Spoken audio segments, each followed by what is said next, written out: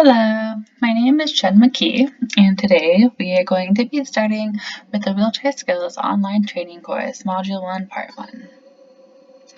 The purpose of this course is to provide families with an understanding of the importance of wheelchair skills for independence with daily function, as well as to introduce a range of wheelchair skills that can be initiated at home or outdoors during the COVID-19 pandemic, which unfortunately prevents face-to-face wheelchair skills training with a skilled professional.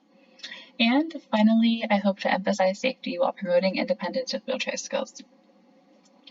These modules are not intended to replace in-person training with a skilled professional, and please remember that it is perfectly okay if you are not comfortable trying any of these skills or games, and there are a number of tips and suggestions that I make throughout.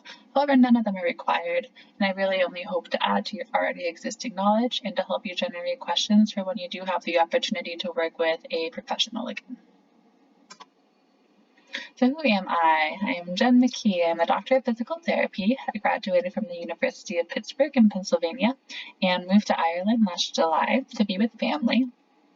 Since living in Ireland, I have been working as a clinical educator in the realm of postural care and mobility, particularly in seating and mobility, as well as nighttime positioning or alternative positioning for the protection of body shape.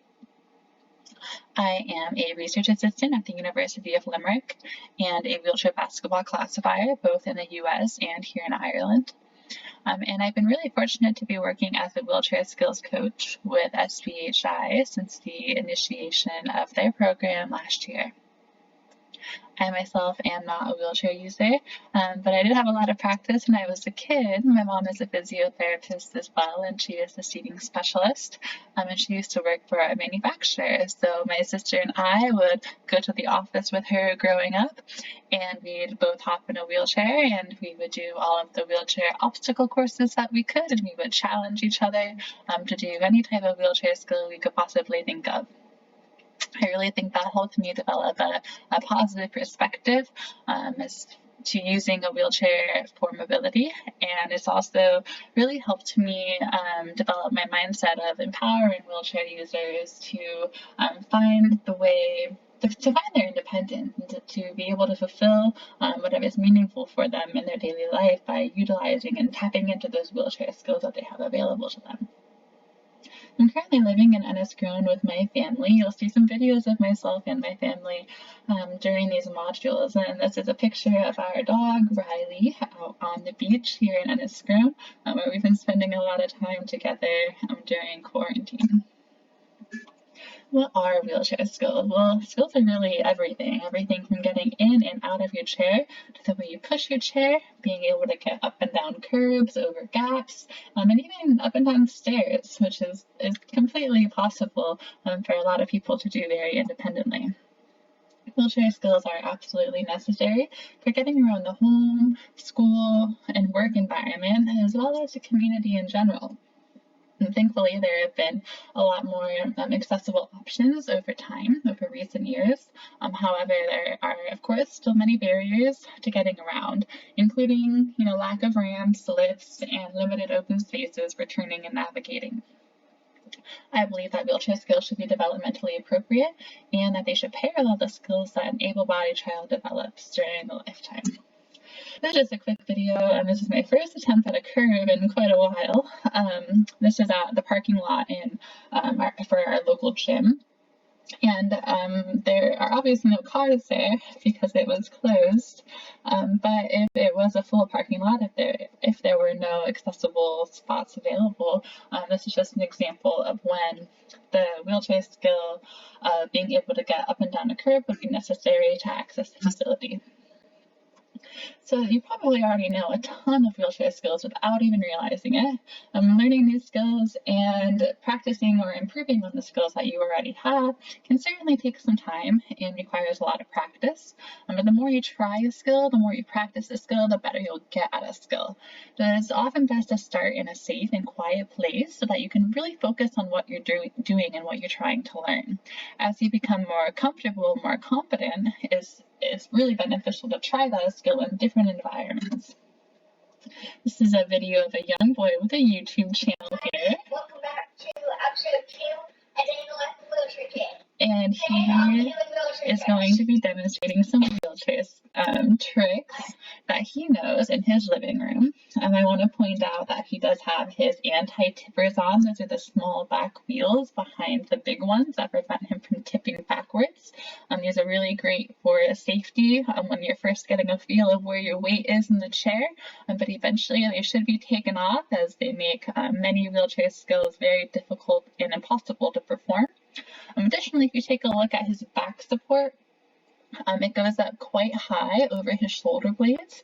He does such a great job of getting around, and I have no idea what his level of function is or how his trunk control is.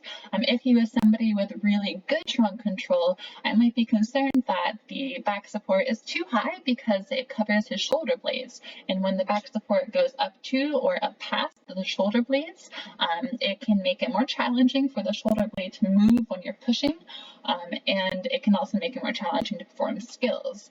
If this young boy does not have very good trunk control, then perhaps his back support is just perfect for him, and that's what I'm assuming. It's just something to think about as you are planning on getting new chairs for yourself or for your children.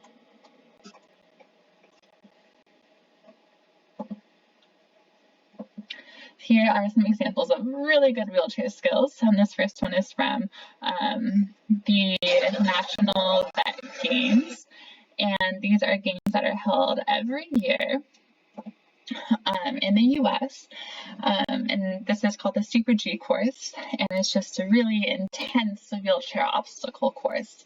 You can see he has 3 spotters and a helmet, and his feet are tied down to his foot support to protect them, so this is not necessarily representative of everyday wheelchair skills that are required to get around. He's doing this for time, so accuracy might not be his priority. It's just some cool things to think about when you're trying to problem solve out in the environment, like how do I get over this obstacle?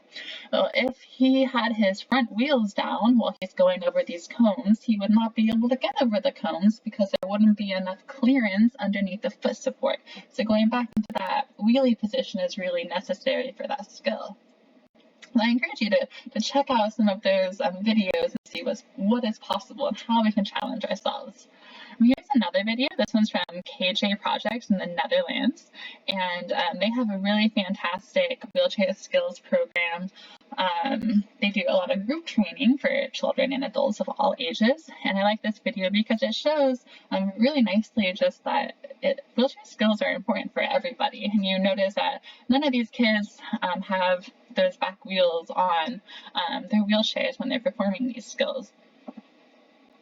And then finally, we have wheelchair sports, which of course are a really nice demonstration of high-level wheelchair skills.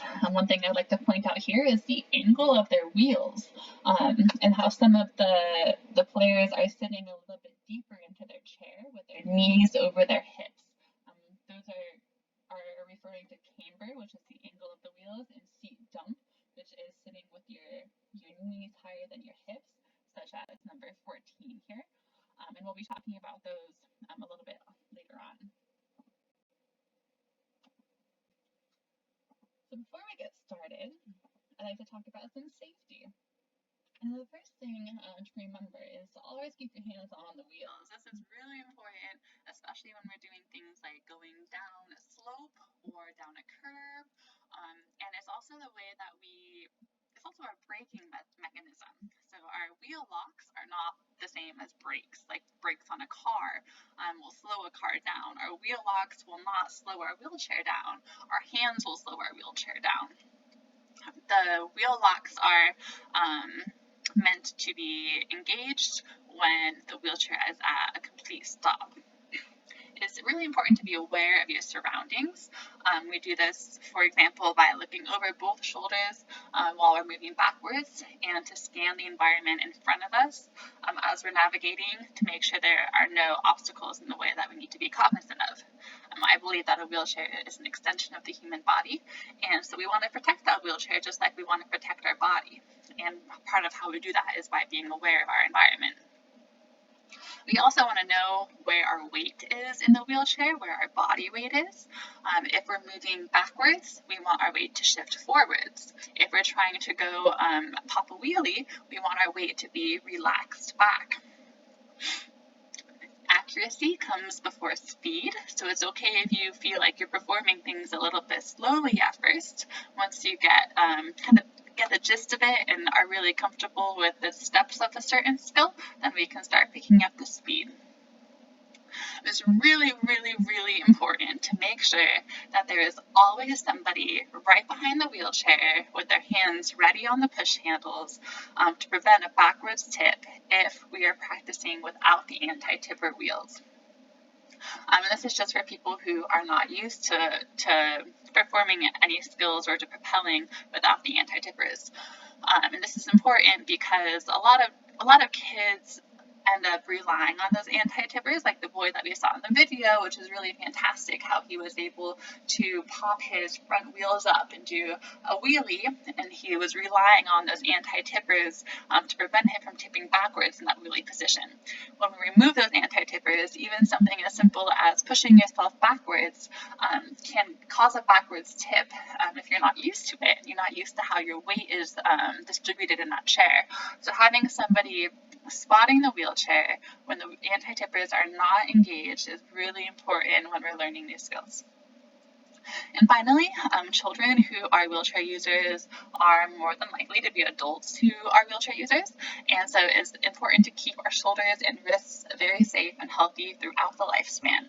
There are a few different ways we do this during wheelchair skills and through the setup of our wheelchair and the configuration of the wheelchair, which we'll talk about. This is important because if we have an injury to our shoulder or our wrist, and if we're a wheelchair user, that can really impact our ability to be independent and to get around on our own. It's also important to know how to fall. So falling is normal. It's normal for all of us, especially for children. It's bound to happen sometime in your life, and that's okay. We definitely want to minimize the risk of falling and try to make sure it doesn't happen, but it's very important to know how to fall safely for when it does happen. So always remember, we really need to protect our head. Protect our head, our neck, our shoulders, and our wrists. So we're going to hold on to the wheels if we're falling to slow the fall down. Tuck our head down to the chest to protect our head and neck, and do not extend an arm backwards to protect yourself or to catch yourself, because that will increase the risk of a shoulder or a wrist injury. There is a quick article that was written by a wheelchair user about what he considers his funny falls at rollingwithoutlimits.com if you're interested in taking a look at that. This is a really nice video demonstrating the correct way to fall. If you see how his hands stay on the wheels to slow himself down, he's tucking his head to protect it so it does not hit the ground, and he does not extend his hand out backwards to catch himself. He simply lets himself fall back. I would not recommend practicing this skill necessarily at home unless you have a really big soft mat and you feel comfortable taking the anti-tipper wheels off with somebody to stand behind the wheelchair to guide it down slowly and then to bring the person back up.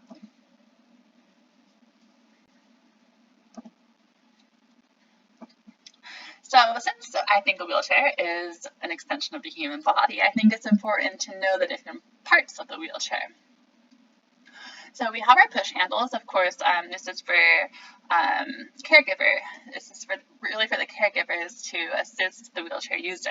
I think it's important early on to instill this idea of boundaries for the person using the wheelchair. And what I mean by that is for a child to understand that for somebody else to push them or somebody else to touch their wheelchair, that child should give that person permission. So I shouldn't just assume that because you are a child who uses a wheelchair that I can just come up and start pushing you somewhere. I always like to go up to the child and ask, is it okay if I touch your chair? Is it okay if I push you? Can I help you do this? Rather than assuming that they need help or that they're going to be pushed. And of course, this goes into the the idea of what is developmentally appropriate. A child who, once they are expected to become more independent and get themselves from point A to point B, that's typically when I try to be more hands-off and either allow them to ask me for help or to approach them and ask, do you need help, to engage more conversation and to establish those boundaries. The back support, we talked a little bit about the different height, and this is all information that you can gather from the clinicians that you work with, so we won't go into this too far. Our arm supports can be often removed or flipped up with a latch or buttons. The lap belt, the reason that these are typically not safety belts, these are typically for positioning purposes and not for safety purposes, is because manufacturers don't usually crash test them. So a lap belt is not the same as a seat belt, like for a car, is for that positioning purpose. Rear wheels, those are the big wheels in the back with the hand rims, which is where we're going to push from. Our wheel locks are going to be engaged whenever the wheelchair is at a stop. The anti-tippers, these ones do not have wheels on the end, but some of them do. This is just a picture of a pediatric wheelchair I found online. It's not a particular brand that I have any, particular knowledge of. And then we have our seating surface here, which is where the seat cushion will go. Our crossbars in the middle, some chairs will have this depending on the type of wheelchair it is. Leg supports, again, some chairs will have it and they might look a little bit different, same as the foot support. And then our front casters, which are the small wheels in the very front there. I've been surprised at how much children seem to enjoy the process of taking their chair apart and putting it back together and understanding the parts of the chair and being able to touch them and kind of work through the next step. So, for example, if it's a wheelchair that folds down, I will help the child transfer out of the chair and, talk about how can we make this chair smaller? Maybe take off the wheel and let the child hold the wheel and see just how big and heavy that wheel is. And then what's next? Well, we need to take the seat cushion off, or we need to fold the back support down. And then how do we get it all back together? And that can be a really great learning experience for the child, just to get a better appreciation of the different parts of the chair, since it is really kind of part of their body. And I know some families fold the chair up every day to transport it, and others have the ability to just throw the chair into the vehicle without having to fold it down. So it can be a nice opportunity for family members to also get an idea of how chairs become smaller for when they're no longer using a pediatric wheelchair, and an adult wheelchair will oftentimes need to be folded down to or taking the wheels off to fit in a vehicle. So camber, we mentioned this with the wheelchair basketball videos, that angle of the wheels, and this does a couple of things. So the first thing, for example, like in sports, we see a lot of camber because it increases the stability. And for high impact sports like wheelchair basketball, wheelchair rugby, that stability is really important to prevent a lot of tips or a lot of falls out of the chair. The camber really increases the base of support, so it provides more stability. If a child has poor trunk control and perhaps they're unable to shift their own weight forward and backward and left to right, increasing the amount of camber can provide them with more stability. The other thing that camber does is it brings the top of the wheels closer to the wheelchair user. So if somebody is having a difficult time reaching the hand rims to propel themselves, adding camber might make it easier for them to access the wheels. Seat dump or seat squeeze is another term that I have been asked about, and this just refers to the seat to floor height. So again, going back to that video of wheelchair basketball, I pointed out one of the players whose knees were higher than his hips, and that's because his seat had a lot of dump. And that's common for people who also have poor trunk control, because some people report that they feel more stable with more seat dump. And that just means that the seat to floor height in the back is shorter than the seat to floor height in the front. One thing to consider during a wheelchair assessment is whether or not the wheelchair user has enough mobility in their hips to sit with their knees over their hips. Some adjustment tips. These are not specific for pediatric wheelchairs, but they are important to think about as you continue to develop more skills and as you continue on with getting new wheelchairs. So while you're sitting straight, nice and upright in the chair with your hands just resting down by your sides, the tips of your fingers should really be near the rear wheel axles. If the fingers fall in front of the rear axle, which is very common, especially in pediatric chairs, that can mean that it might be more work for the person to propel themselves, and it may be more difficult to perform skills such as a wheelie. If the fingers are behind the rear axle, it can mean the chair is less stable and more tippy. So a small push forward might result in a tip backwards.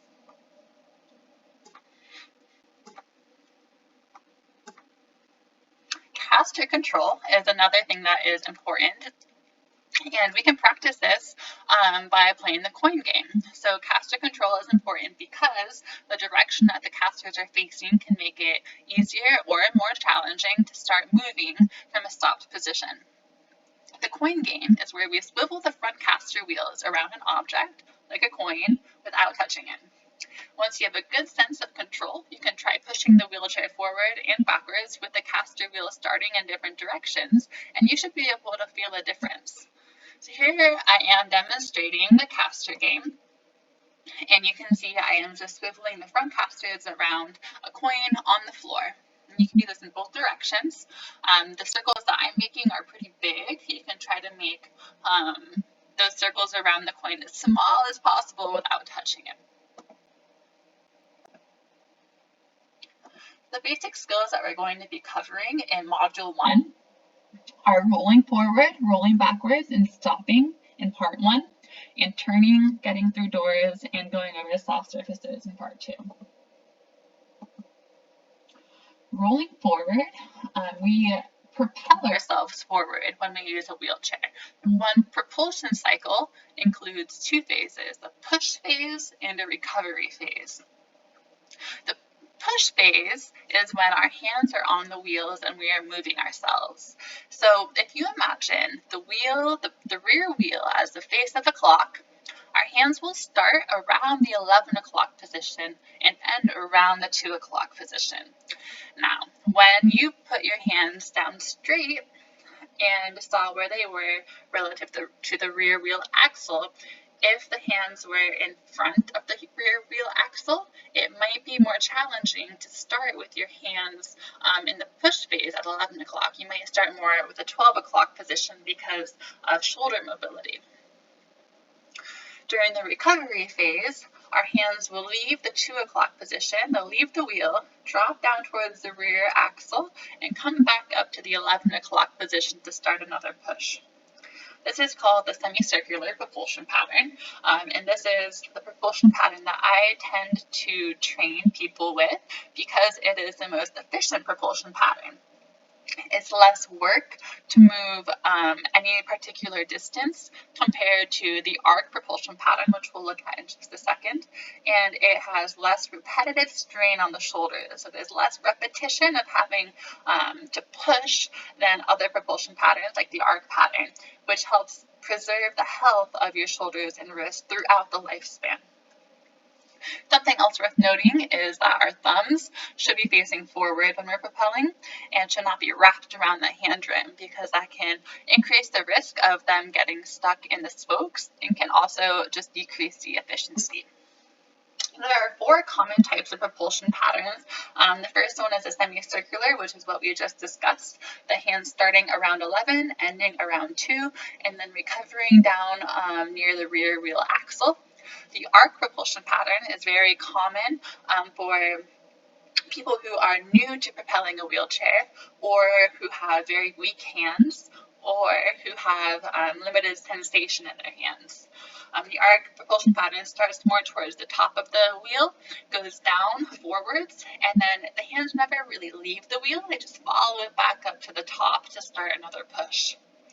The single loop over and double loop over propulsion patterns are also kind of common, not nearly as common as the first two, but you might see them and you can play around with them to see how it feels for you. So I suggest practicing at home or outside. You can do this by marking maybe a 10-meter distance and start with maybe the circular propulsion pattern as I am in this video, and count how many times you have to push with a semicircular pattern to get across that distance of 10 meters. Again, I'm starting in that 11 o'clock position, ending at 2 o'clock, and letting my hands relax down by the rear axle. And then, after you do the semicircular pattern, try with the arc propulsion pattern. So start at the top of the wheel, push forward, and follow the wheel right back up. And count how many times you have to push the wheel to get over that same distance. Then we're going to go backwards. So when you move backwards, it's very similar to moving forwards in that our hands will move together. When our hands, a lot of kids like to move backwards with one hand at a time, and that creates kind of a fishtailing effect, which really just makes the person work harder to get the same distance. We want to be aware of our environment and of our surroundings, so we're looking over both shoulders as we're moving backwards, and our body weight is going to be shifted slightly forward to prevent the backward tip. So here I'm demonstrating moving backwards. You can see I'm looking over both shoulders. I'm pushing with both hands at the same time. A very similar pattern to moving forwards with a recovery phase and a push phase. And stopping then, our hands will be towards the front of the wheel around 1 o'clock on the wheel. And like we talked about earlier, when we're trying to slow down or brake, we're going to let the hand rims glide through our hands while applying pressure, rather than relying on the wheel locks to slow us down. When we're coming to a stop while moving forward, we're going to lean our body back slightly to prevent a forward tip. When we're coming to a stop while moving backwards, we're going to lean the body forwards to prevent a backwards tip. You can see in this video, I'm demonstrating again moving backwards. And as I come to a stop, my body is going to lean forwards even more. Looking over both shoulders, slightly into my trunk. And as I stop, I really lean into it. When we're going longer distances, I quite commonly see people move their entire body forward, up and down, up and down. This takes a lot of work. This requires a lot of energy to move your body and your arms in that up and down direction.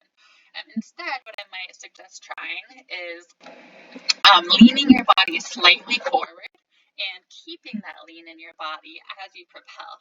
That just allows all that energy to go towards your hands to help you move forward, rather than the energy being taken up in your trunk to move your body up and down.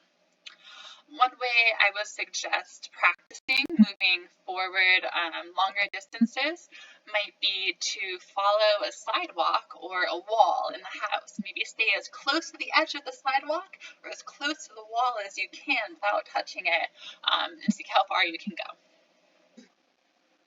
Here is a game that you can play to practice these skills. Red light, green light is a fantastic game. You can play it with as few as 2 people, but really it's best if you play with 4, 5, or 6 people. And anybody can play. You do not have to be a wheelchair user to play this game. If you have never played before, some quick instructions. All of the players will line up at one end of a room or an open space, and one person will be chosen as the traffic light. That traffic light will go to the opposite end of the room and face away from the players. When the traffic light calls out green light, all of the players start to move forward. When the traffic light calls red light, they'll turn around and all of the players have to freeze where they are.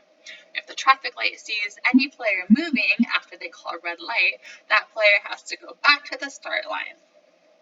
The traffic light will then turn back around, facing away from the players, and call green light, and we'll repeat this process until one of the players tags the traffic light. That player will be the winner and the traffic light in the next game. You can start playing this game with everybody moving forwards. You can make it more challenging by having to move backwards, and then we can keep increasing the challenge by adding more skills from the next part of the module. So that's it for part 1 of module 1.